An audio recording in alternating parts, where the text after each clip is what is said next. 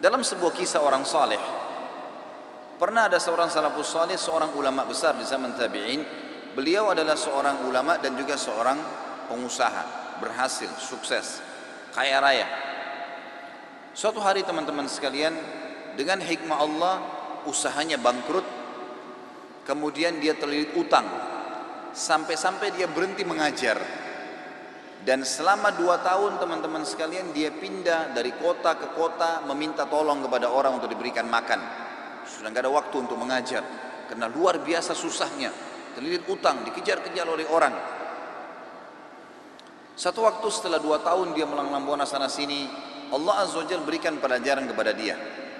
Dia masuk ke kota Baghdad, ibu kota Irak, kemudian ada masjid jami' besar. Lalu kemudian dia pada saat masuk, dia temukan ada beberapa orang miskin di belakang masjid yang lagi pegang bingkisan-bingkisan.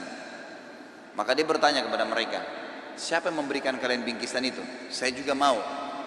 Tiba-tiba salah seorang di antara orang miskin itu berkata, tuh di depan sana di saf pertama ada orang yang duduk, datang saja kepada dia. Dia orang yang telah memberikan kami bingkisan dan dia tidak pernah menolak orang miskin yang minta-minta.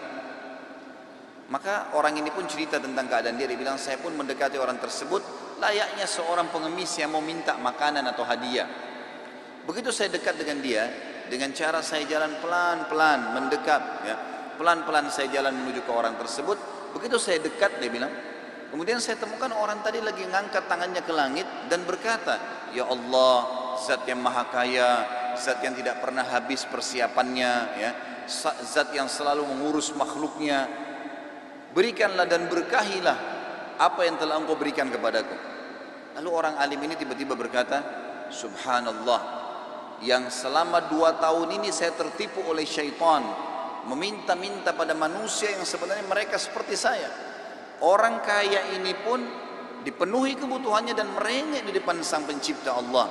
Semenjak itu teman-teman, dia berhenti minta-minta, dia mulai bekerja, mencoba ikhtiar sambil berdoa, sambil beristighfar kepada Allah. Tidak lebih dari 1 bulan kemudian teman-teman sekalian kembali menjadi orang kaya raya. Allah Azza wa Jalla kembalikan segala sesuatunya karena dia kembali kepada sang pencipta Allah. Berapa banyak manusia yang justru pada saat bangkrut tambah jauh dari Allah, tambah melakukan perbuatan-perbuatan yang digodakan atau dibisikkan oleh syaitan kepadanya, maka dia makin jauh, makin tidak mendapatkan apa yang sebenarnya dia jadikan sebagai target.